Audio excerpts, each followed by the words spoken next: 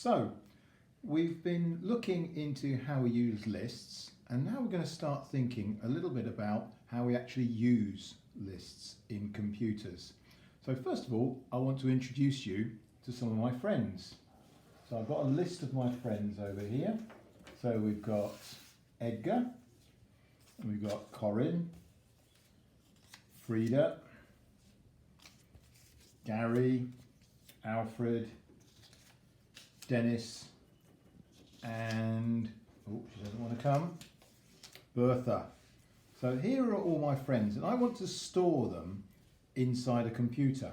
Now, you've probably guessed already that the obvious way of storing my friends in a computer is to use a list. Now, I'm going to call this list names. So my list is going to be called names. And so what I'm going to do is I'm going to put each person into my list. Now you'll remember from what we've done before that when we're using Python, we use the append command to add people to the list. So we're going to start off by appending Edgar. Now Edgar will be at position 0 in the list. Then it doesn't matter what order we do these in. So I'm going to put Dennis at position 1. Then we're going to have Bertha at position 2.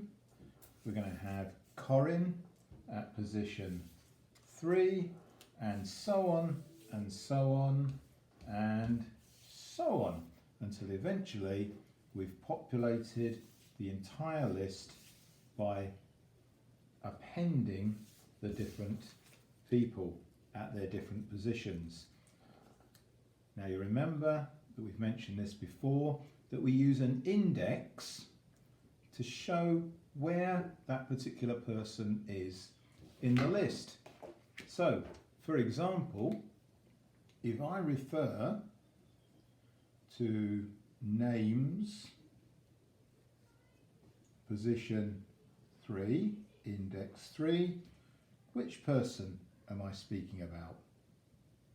That's right, we're talking about Corinne. Corinne is at index position 3 in the list. Okay, let's try another one. Let's say we want to talk about names 5. Which one of my friends is at names index position 5? Yeah, that's Alfred. There he is at position 5. Let's bring in a new variable. Now I'm going to bring in a variable that's called index. And what I'm going to do is I'm going to assign a value to index. So I'm going to say that index equals 2. What use is that, you might say? Well, instead of putting a number now, I'm going to put names position index. Who is at that position? Well, let's think about this. The index is 2. So when we look at the variable index there, the computer thinks, right, what's inside index? 2. At position 2 is Bertha. Now the thing is that because I'm using a variable now, if I put index here and change what I assign here, so if I put index equals 0, names index, well, index is 0, we know that, so names index is Edgar, because index is position 0. And if I change it again, now to 6, index is now 6, so names index, names 6 is Gary. How can we use that? Well, we can use these facts to do something very useful. Now, it just happens to be Frida's birthday, and I want to pull Frida's details out of my list of names. But before I can do that, I have to find Frida in the list. Now, of course, for you and me, it's very easy. We just go, there she is. There's Frida.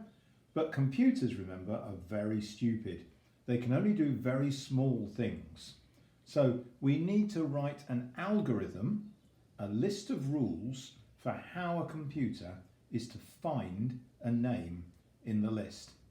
Now, the easiest way to tell the computer what to do is to tell it that it needs to start at the beginning of the list.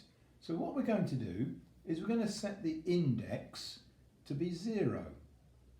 And we're going to say to the computer, is it there? No. Then we're going to move it on by 1.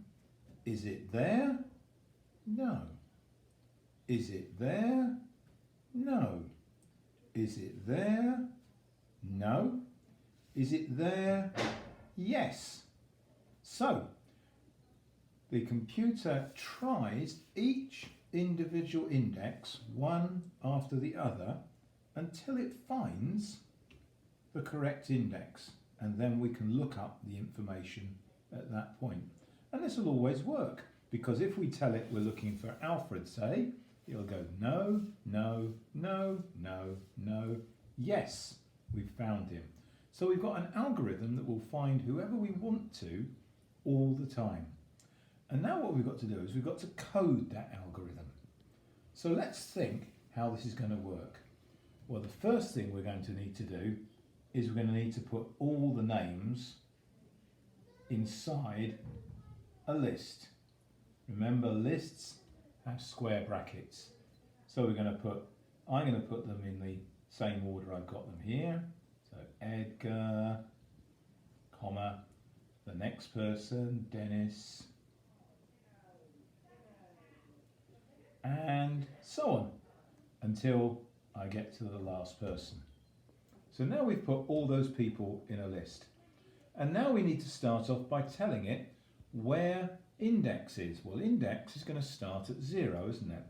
So we'll put index equal to 0 to tell it to start there. Now we need to tell it who we're looking for. So I'm going to call that search. Who am I looking for? Search. And in this case, I'm going to write search equals Frida. That's who I'm looking for. So far, so good. So we've got our names, we know where we're going to start with index, and we know who we're looking for. So we need to check and find out, is the person at index 0, is that person the same as Frida? So we're saying we're checking against something. We're making a decision. And remember, in a computer, to do a decision, we use if. So we're saying now, if names at position index is the same as, remember in Python, double equals, is the same as what we're searching for, then we better say that's right, haven't we? So we're going to print, and we're going to give some kind of message there to say, yes, we found them. Well, that's all very well, but that's only going to work for index 0, isn't it? We need to move index on by 1 to the next person. So we need to add 1 to the index. And the way we do that is by writing index equals index plus 1. So we take what the index is, which is 0, we add 1 to it, that makes it 1, and we put that back into index. Now that's only going to work once. What we need is we need a way to repeat it over and over again. So what we need is we need a loop of some kind. We need this to keep repeating over and over again. Now what we can do is we can use a while loop. A while loop says keep doing this as long as the thing afterwards is true. So we're going to say as long as the index is less than, well, we want it to go up to 6, don't we? But we don't want it to go up to 7 because 7 isn't there. So while index is less than 7. So this will keep repeating as long as the index is less than 7. Let's try it out and see if it works. So we've got our names, that's fine. We've set index to be equal to 0 and we know we're looking for Frida. Is the index less than 7? Yes, it is. So is the name at index equal to search? No, it's not. It's not equal to Frida, is it? So we add 1 to the index. We go back around in our loop. Let's put a little arrow there just to remind us that's what we're doing. Is index less than 7? Yes, it is. So we keep going. If the name in the index is the same as search, is names 1 equal to Frida, sorry? No, it's not. So we don't do that. We add 1. Less than 7, yes it is. Is it there? No, it's not. So we add 1. Back again. We're at index 3. Is it less than 7? No, yes it is. So we carry on. Is it equal to the search term? No, it's not. So we add 1 to the index. Back we go. Is 4 less than 7? Yes, it is. And now, names at position 4. We've reached position 4. So names at position 4 is equal to Frida. So we print out our message, but we keep going. We add 1. Is 5 less than 7? Yes, it is. No, it's not going to work there. Index plus 1 is now it's 6. Is that less than 7? Yes, it is. We check again. Index is now equal to 7. Is index less than 7? No, it's not. It's now equal to 7. So we stop. This is called a linear search. It's called a linear search because it works in a line from beginning to end. And it's one way of searching. Now you'll notice that even after we found what we were looking for, it kept searching. I wonder if you can think of a way to stop it from searching once it's got to there. I'll show you next week in the answers to this problem. But for now, I'd like you to try writing this Python program and seeing if you can make it work. Try changing the name here and see what happens. What happens if you put a name in there that is not in the list? Do you get any results at all? And is there anything you can do about that?